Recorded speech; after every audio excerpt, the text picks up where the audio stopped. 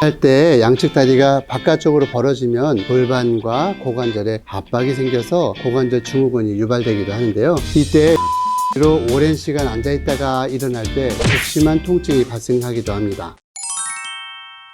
여러분, 한국 사람들이 제일 좋아하는 자세가 뭔지 아세요? 아니, 이 양반이 바로 이 양반이 하는 양반다리를 좋아하죠. 좌식 문화가 아직 많이 남아있잖아요. 방에서는 양반다리를 앉고 심지어 의자에서도 양반다리를 해야 편안한 사람들이 많습니다. 그런데 우리가 근골격계 질환을 피하기 위해서 하지 말아야 할 첫 번째 자세가 바로 이 양반다리 자세입니다. 우리에게 너무나도 익숙하고 편안한 양반다리 자세는 우리 몸 곳곳에 악영향을 끼칠 수도 있습니다. 벌써부터 배신감이 느껴지시는 분들도 계실 것 같은데요. 그렇다면 이 양반다리 자세가 왜 나쁜 것일까요? 이 의문에 대한 해답을 이번 영상에 담아 보았습니다. 양반다리 자세가 나쁜 이유 4가지와 건강한 자세를 유지할 수 있는 대안법 2가지까지 집중해서 봐주시기 바랍니다.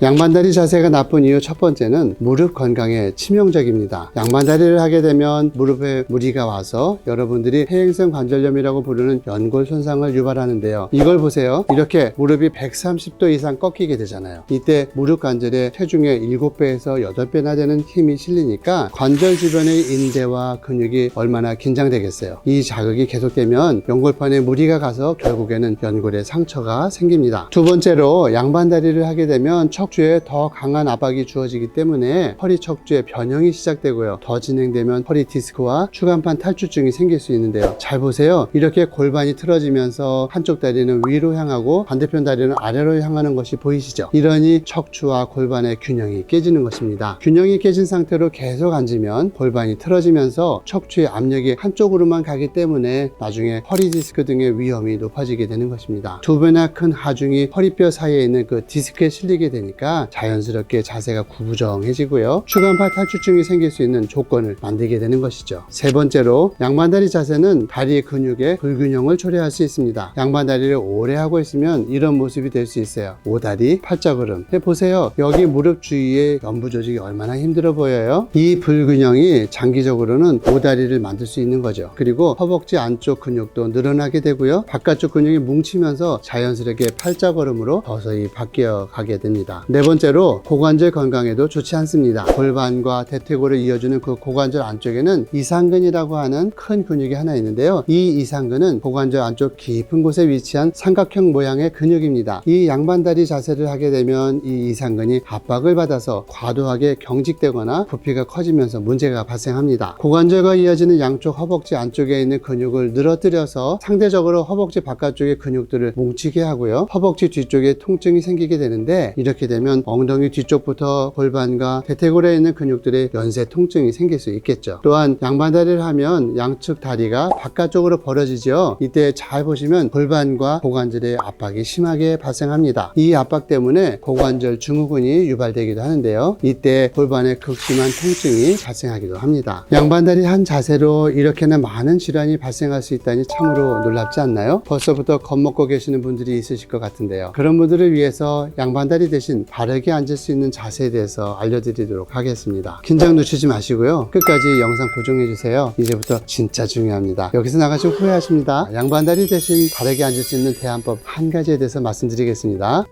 우리 모두 너무 잘 알고 있지만 실천하기는 참 쉽지 않죠. 바르게 의자 앉기입니다. 의자에 앉은 자세는 엉덩이, 고관절, 척추를 골고루 보호해줍니다. 의자에 앉으시면 허리를 편 상태에서 엉덩이가 등받이에 밀착되어서 가중을 골고루 분산시켜줍니다. 엉덩이를 깊숙이 넣어보세요. 등받이에 허리를 편하게 기대보세요. 다리는 90도 정도로 가볍게 구부립니다. 이때 의자에서 엉덩이를 깊숙이 붙이면 요추, 또 미추, 천추가 안정성을 갖게 됩니다. 그 다음에 허리를 뒤로 펴시면 흉추가 펴집니다. 그 다음에 흉추의 어깨 쪽을 펴면서 목을 뒤로 이렇게 젖히시면 경추까지 다 펴지고 우리 몸에 33개에서 35개 정도 되는 척추의 모든 마디가 스트레칭이 되어서 쭉 펴지게 되어 있습니다. 이런 방식으로 의자에 앉는 자세가 우리 몸의 척추를 가장 완벽하게 스트레칭 시켜주면서 척추의 건강을 유지하고 지지해주는 가장 유익한 자세가 되는 것입니다. 의자에 장시간 앉을 때 이 자세를 한 번씩 의식적으로 해보세요. 로봇같이 딱딱해 보여서 사람들이 볼 때 어색해 보일 수 있으니 계속하지는 마시고요. 생각날 때마다 한 번씩만 반복해 보세요. 그것만으로도 척추 손상을 일으키는 모든 원인을 제거할 수 있습니다. 요추와 골반에 붙어있는 10마디 뼈가 펴지면 여성의 경우에는 자궁, 항문, 생식기 등의 장기가 눌리지 않아서 부담이 줄어들게 되고요. 흉추 12마디가 펴지면 우리 몸의 간, 위, 소장과 같은 내부 장기들이 압박에서 자유로워져서 편안하게 되고요. 또 경추 7마디가 펴지면 어깨가 펴지고 목이 바로 서게 되어서 호흡이 편안해지고 두통을 예방할 수 있습니다. 척추의 경우 정상치에서 1도만 휘거나 변형이 생겨도 내부 장기들이 압박받는 그런 신경 압박은 엄청나게 증가하게 되거든요. 박스 안에 음식물을 담았다고 생각해 보세요. 이 박스가 찌그러지면 음식물의 모양이 망가질 수밖에 없지 않겠습니까? 마찬가지입니다. 근골격계의 왜곡과 변형은 그 정도로 우리 내부 장기 깊은 타격을 주게 되는 것입니다. 그러니 앉은 자세 하나에도 대충 편하게 앉지 마시고요. 좋은 습관을 들인 바른 자세로 앉으셔야 하는 것입니다. 사람들이 번거롭고 귀찮아서 이 자세를 쉽게 포기하는데 습관처럼 몇 번 하다 보면 몸이 기억을 하게 되고요. 또 자기도 모르게 이런 자세를 의식적으로 하게 되면 근골격계 질환을 예방하는 상당히 효율적인 대안이 될 것입니다. 양반다리 자세로 인해서 이미 무릎 통증이 진행되신 분들이 많으실 건데요. 그런 분들을 위한 확실한 치료 운동법을 소개해 드리겠습니다. 제가 추천드리는 것은 평소에 가볍게 할 수 있는 하체 근력 운동입니다. 잘 보세요. 첫 번째로 누워서 한쪽 다리 들기, 또 두 번째로는 옆으로 누워서 한쪽 다리 들기를 하십시오. 세 번째로 엎드려서 한쪽 다리 들기, 또 네 번째로 의자에 앉아서 다리 펴기, 또 다섯 번째로 의자에 앉았다 일어서기. 이 5가지입니다. 3가지는 누워서 하는 운동이고요. 나머지 2가지는 의자에 앉았을 때 하는 운동이죠. 굉장히 간단하죠? 누웠을 때 이게 3가지만 해보세요. 의자에 앉았을 때는 2가지만 해보세요. 이것만 하셔도 하체가 강해지고 양반다리 자세로 인해서 생긴 변형과 통증을 개선해 줍니다.